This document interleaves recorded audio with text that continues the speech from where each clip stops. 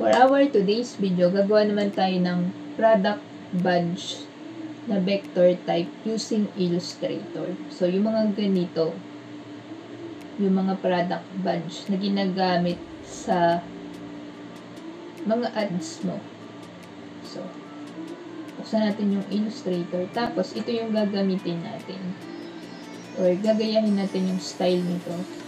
Tapos, ito yung text na ilalagay natin dun sa badge. So, for inspiration lang to. Okay, so, una muna, itong shape tools natin, gamitin natin itong circle. Tapos, nagawa tayo ng circle. So, yeah. Tapos, itong eyedropper para kunin natin yung kulay. Dito. Tapos, pag nga pala nagsusum tayo, kiklik mo lang yung Alt, tapos nag-scroll ka dito sa mouse. Tapos yan. So, tapos, kuha tayo ulit ng circle. Smaller dito sa gitna, kahit hindi masyadong bilog na bilog. Tapos, ulit, eyedropper ulit. Dito naman sa lighter. Tapos, select mo both sila. Medyo close dun sa edge yung select mo both. Tapos, ito, gamitin natin to blend. Tapos, click mo dito sa pinakadulong part, tapos sa pinakadulong part ng blue. Ano ba yun? Tama ba yun? Yan. Tapos, napapansin nyo, medyo hindi siya yung parang hindi yun yung gusto nating mangyari. So, babaguhin natin yung spacing to specific distance. So, yan ang mangyayari. Pwede pa natin yung baguhin. Gawin natin 10 para magbago. Or, gawin natin mas maliit 1 para mas lino yung change or yung pag-blend na doon sa ating kulay. Tapos, click OK. Tapos yan, yung bilog na yun, pwede mo yung baguhin para kung gusto mo. Para lang iba yung shape. Okay.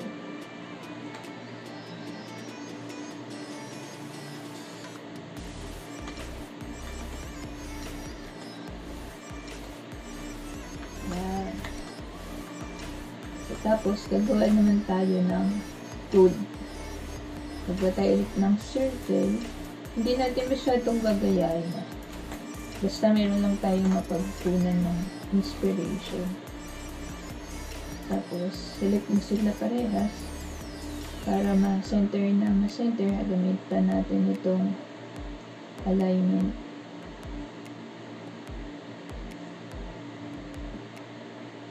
Yan, para center. Tapos, dropper ulit. This time, gamitin natin itong gradient. Tapos, tanggalin natin yung ibang kulay muna. Tapos, light. Yan.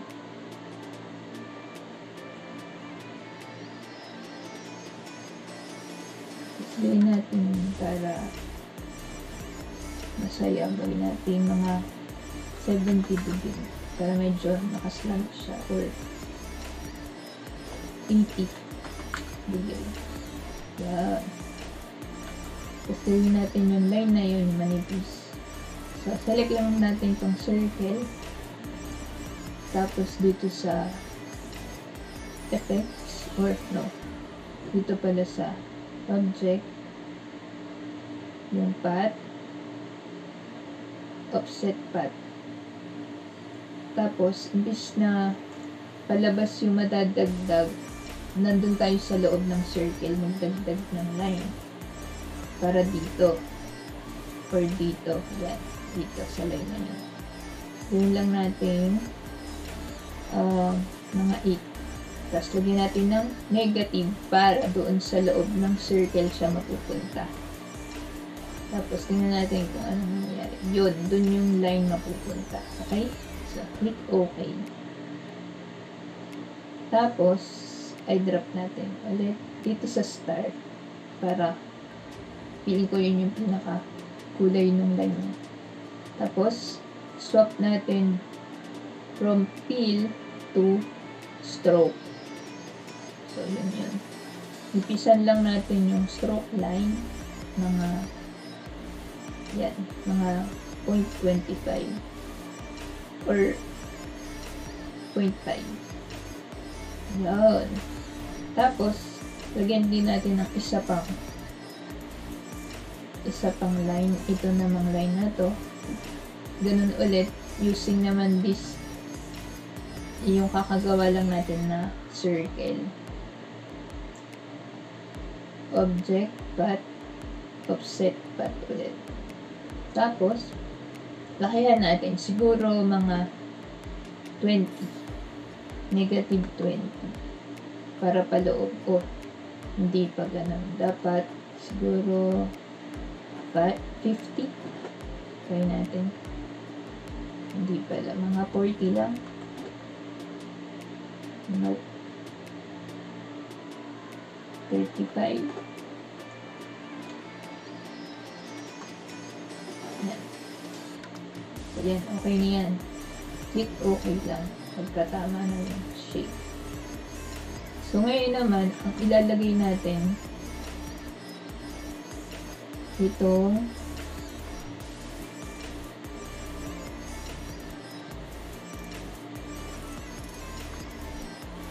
text na to.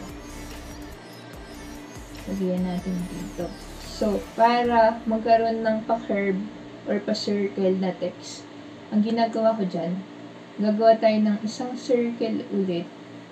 So, ito, gawin natin ulit yung object, tapos path, offset, path, para maging guide ng text mamaya. So, makita natin. Gawa muna tayo ng mga hanggang dito na line. Okay. So, palabas naman ng circle. So, tatanggalin na natin yung negative. Gagawin natin siguro mga 15 para palabas. Or no, mga 5 lang. Yan. Or mga 8. 7. Tapos click OK. So, ito yung magiging guide ng text. So, ang ilalagay natin dito ay best nebulizer na lang. Gayahin natin. Copy to.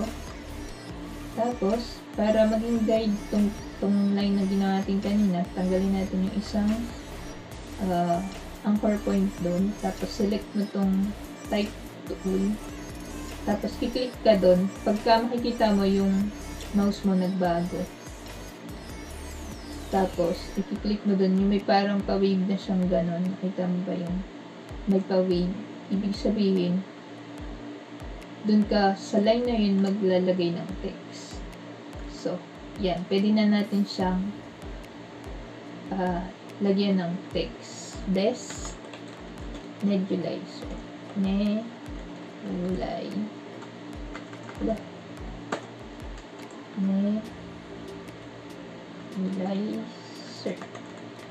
Yan, di nyo nakikita yung text kasi nandun siya sa labas.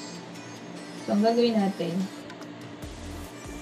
i-stretch natin ito para lumabas pa yung ibang text. Yun. Tapos, palitan natin yung font. Ayoko nang ganun. Gusto ko yung katulad ng premium na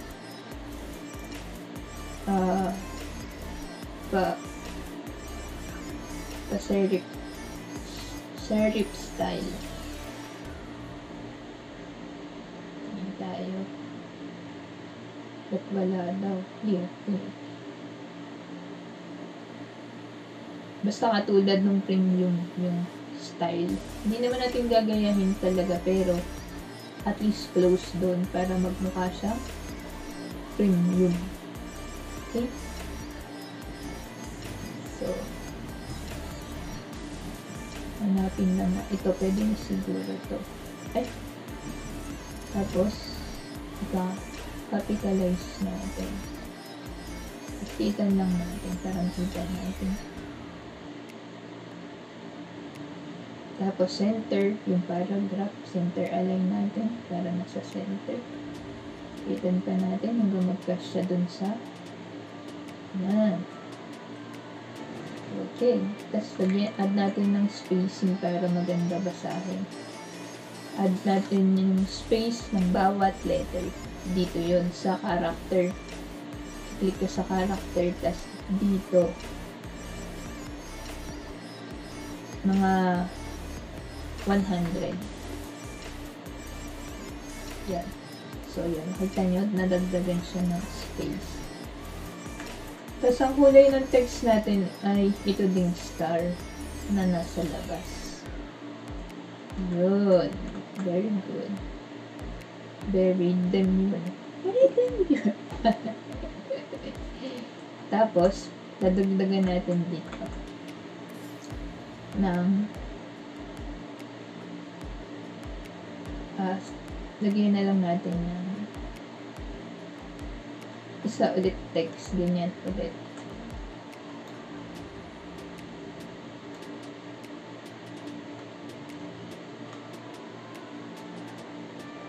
Tapos, para maging ganito yung text or ma-correct yung yung text or ma-invert para nakatayo yung text. Dito, i-click lang natin yung line na yun, tapos ipupush natin pataas. Naka-hold yung mouse. Tapos click, release lang. Tapos, stretch natin. Para ma-stretch, isi-shift, tapos yung ano pa dito? Click mo yung mouse. Ang hirap naman. Yan, basta ganun. I-click mo. Tapos, ngayon, hindi na sila pares ng size ng font. Para maging pares yung font size, pwede yung sa drop din. Tapos, kung ano yung font size nung in-drop mo, yun din yung magiging font size, font color, at font style. Pagka yung eyedrop ginamit mo sa mga text type na element dito sa Illustrator. So, yan. Tapos, dito, lalagyan natin yung buong text na to. Lalagay natin dito. Okay? Or, yan. O, kaya, lagay na lang natin ng best choice na lang. Tapos dito, ito, voted best. Tapos dito, nebulizer of 2000 din. Okay.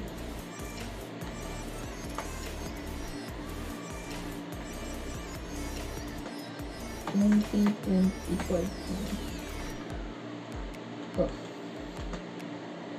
Dito, voted best. Tapos, gawin din natin yung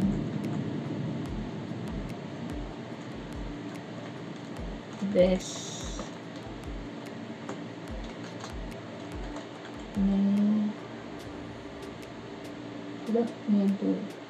nebulizer 2014 na. Tapos, this time, gawin natin bold. Walang bold.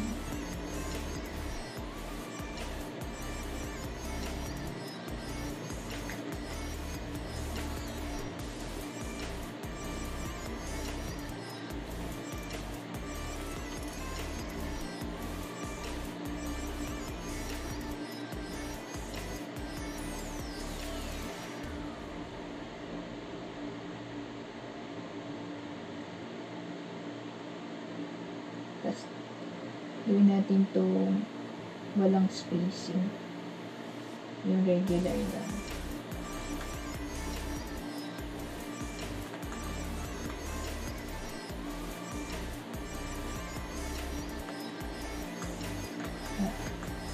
Yun lang natin to pala. Rotate. Best.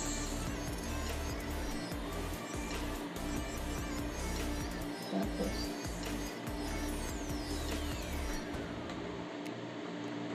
yan.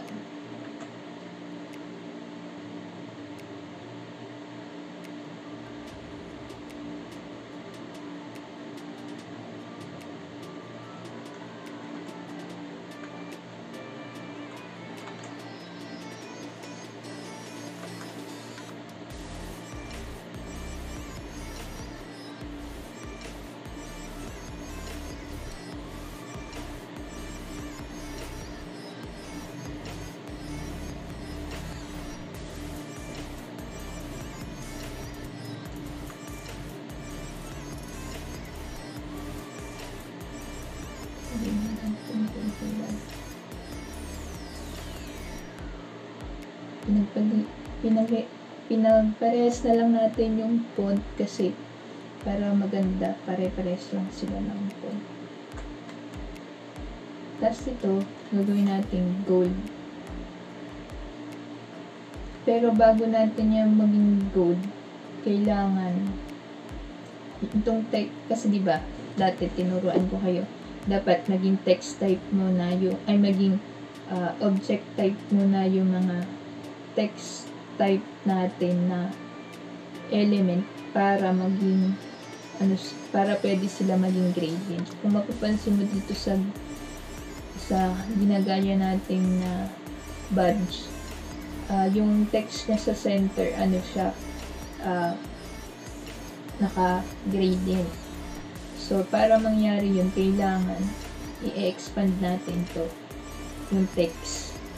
So, again, pagka text type siya, ibig sabihin, pwede mong baguhin by typing yung mga text element. Pagka in-expand na natin siya bilang object, hindi na siya mababago pagka tinype mo.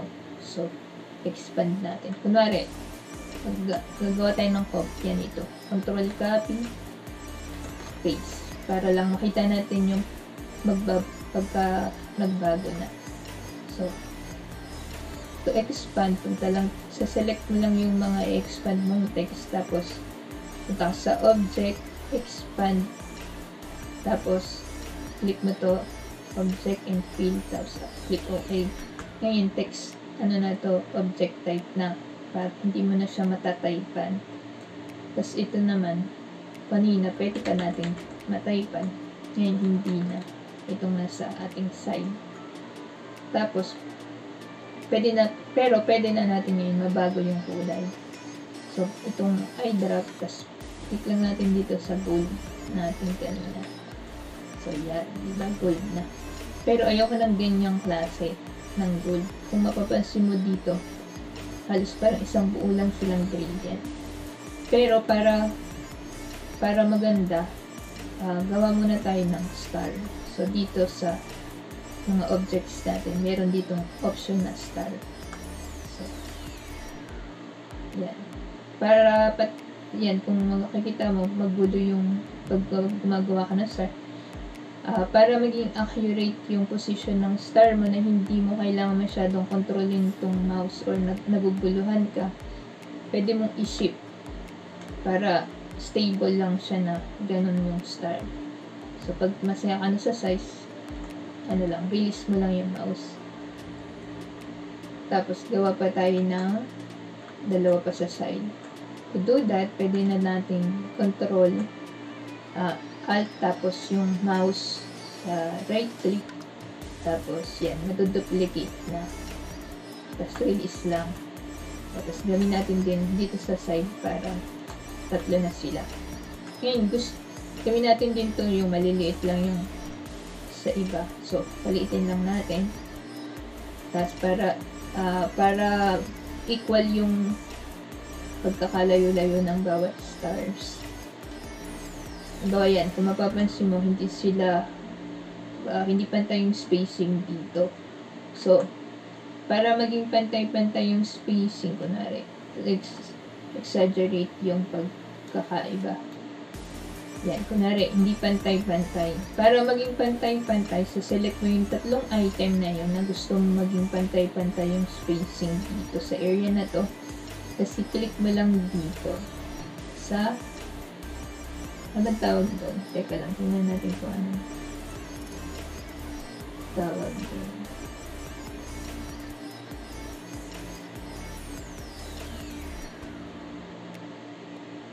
Sa alignment section yun.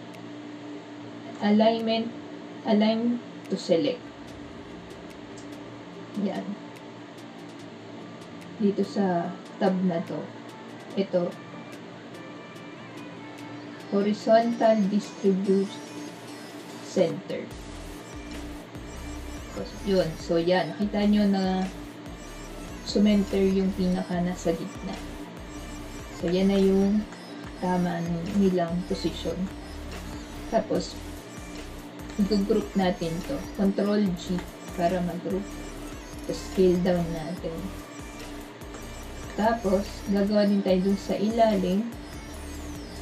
Ganun din. Control Shift. Shift Alt. Pagka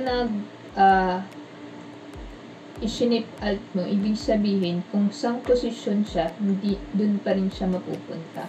Kasi kunwari hindi mo shinip, tapos inalt mo lang, tas pwedeng napupunta ka doon. Pero pagka halimbawa, shinip mo, stable doon yung position niya kahit na mapunta yung mouse mo doon. Okay? Tapos, babalik ta rin natin. Rotate lang natin. Tapos, pagka shinip mo, pag siniship mo kasi, either nagiging naka 40 degree siya or naka 90 degree. Medyo mas makokontrol mo kung saan mapupunta sa position yung iyong pinopyang object. So, yun. Excuse lang. Tapos, yan. Tapos ito din, isa-center natin kasi parang wala sa center. Tapos bawasan natin din yung space nito. Tapos dito lang natin ito. Ayan. So, pwede natin silang i-select lahat. Yung tatlong star, yung best, tsaka yung nebulizer, tsaka yung itong 2014, tsaka itong tatlong star ulit sa ilalim. Tapos, gagamitan natin itong center. Yan. Pero ito parang wala sa line. Tapos, saselect natin to lahat. Ulit. Tapos, i-control G natin, control group. Tapos, punta tayo dito sa gradient. Tapos, kukontrolin natin yung gradient ng sabay-sabay mula dito sa kiklik ka dito. Tapos, stretch. Yan. Para, tapos, basta. Tingnan natin kung ano nangyari. Ganun na yung magiging kulay niya. Kung ayaw mo naman nun, pwede mo pa rin baguhin. Dito kaya tayo magsimula.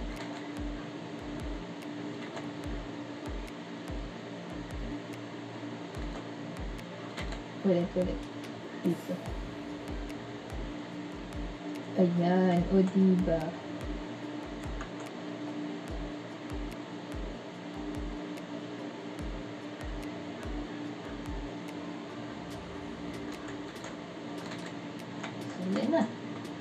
Wala tayong badge. Pero lagyan din natin daw ng brown na star. Dito sa side.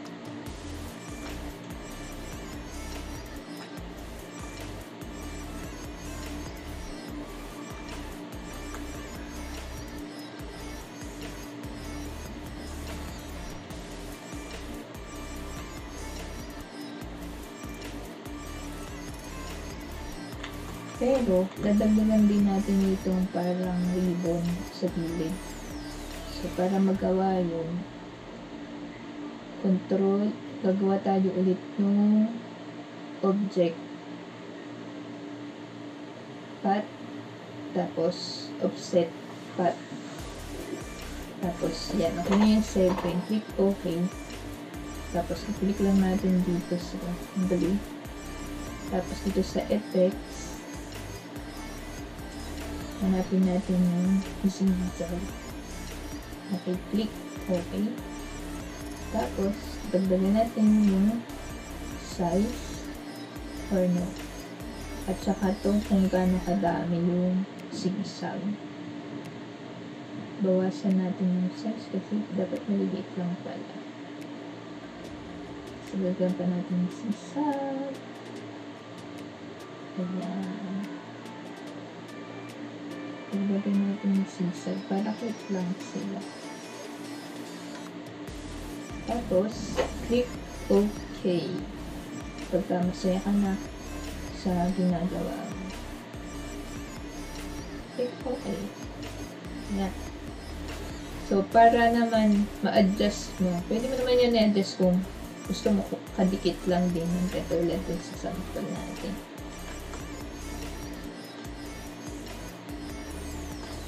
Ayan, may badge na tayo. Tapos, ako, ini-expand ko to. Gusto ko lang. Para, pag in-expand mo kasi to, hindi mo na mababalikan yung dating ginawa mong zigzag. Or, halimbawa, gusto mo baguhin yung zigzag. Dito sa appearance, pwede mo silang balikan yung effects na ginawa mo. Tapos, babawasan yung zigzag or lalakihan mo, pwede mo pa siyang balikan. Tapos, dito, okay. Pero, pagka, halimbawa, in-expand mo siya, hindi na. Katulad nung sa text, diba? Dun sa text, pwede mo pang balikan yung text, tapos i-retype mo. Katulad nito, hindi mo na, pagka in-expand mo na siya, hindi mo na pwedeng balikan at i-adjust yung zigzag effects. Bakit mo naman siya ina-expand? Pag in-expand mo kasi, magiging siyang vector type na magkakaroon na siya ng mga anchor point dito.